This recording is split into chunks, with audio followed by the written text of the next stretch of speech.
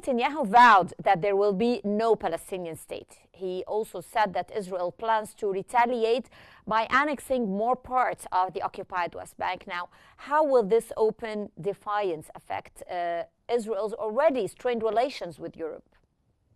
You know, it's as if sometimes I feel, Hala, that the most of the world sometimes, especially the Western world, is either blind and deaf intentionally, because Netanyahu has been saying that for decades, actually, that the Palestinian state will never exist. He was saying that since his first premiership in the late 1990s to completely sabotage a very serious peace process back then that was undercut by the assassination of Yitzhak Rabin, the prime minister of Israel back then, who was apparently way more eager, along with the Israeli left, to actually reach a peaceful settlement. And of course, Netanyahu has taken Israeli bloodlust and madness and unilateral thinking to a whole new level after the 7th of October. It's as if this was the ultimate chance, the ultimate opportunity for him, first to evade his own political problems, to avoid accountability on account of his own corruption and cronyism,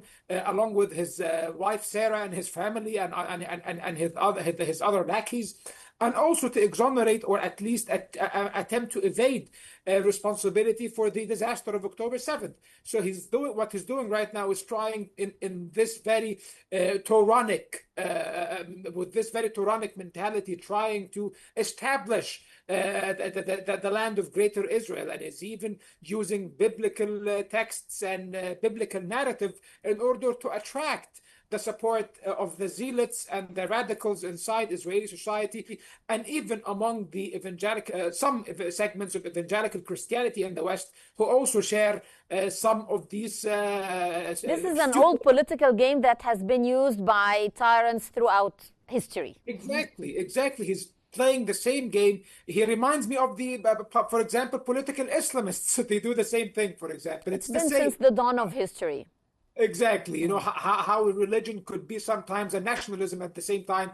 Two very sacred ideas can be used so maliciously by state actors. So this is what Netanyahu is doing. So now he is putting his words into action by actually ensuring that the Palestinian state never exists. And we've seen that, for example, let alone carnage in Gaza and the West Bank, which most of the Palestinian state exists, and were the more important urban centers of Palestine, and also Jerusalem. East Jerusalem exists, which is recognized as the capital of the state of Palestine, East Jerusalem.